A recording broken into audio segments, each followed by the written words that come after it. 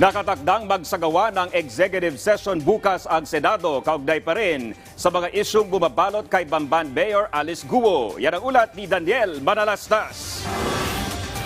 Pinanindigan ni Senate President Pro Tempore Jinggoy Estrada ang impormasyon kaugnay sa umano'y partner ni Bamban Mayor Alice Guo, pero tumanggi pa rin siyang pangalanan nito. Plano niya ring ipatawag ito sa ginagawang pagdinig ng Senado kung makakakuha ng sapat na katibayan.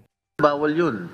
Once they are found guilty of engaging themselves in any operations of POGO, I think the Ombudsman or the DILG must take action on it. It sounds alarming for me.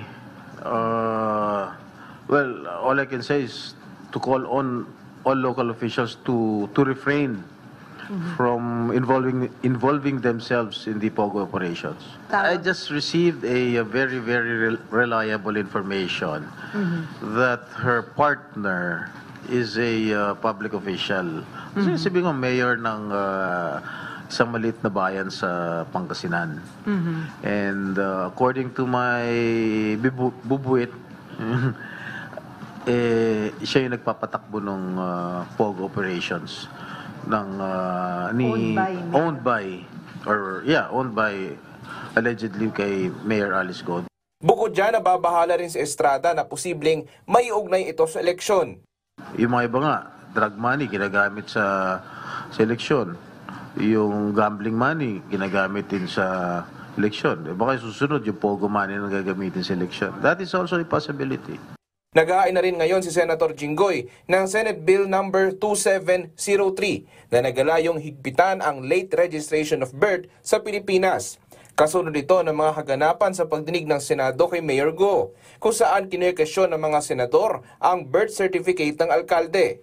Paano mo mapapaliwanag na yung date ng kasal ng magulang mo na iba-iba dito sa tatlong birth certificates ninyong tatlong magkakapatid na kinonfirm ni tatay mo na sina Sheila at Siemen Leal Guo ay mga kapatid nyo, pero sa mga birth certificates ninyo, iba-iba ang petsa ng kasal nila. Your Honor, as much as possible, ayaw ko na pong sumagot ng hindi ko po alam.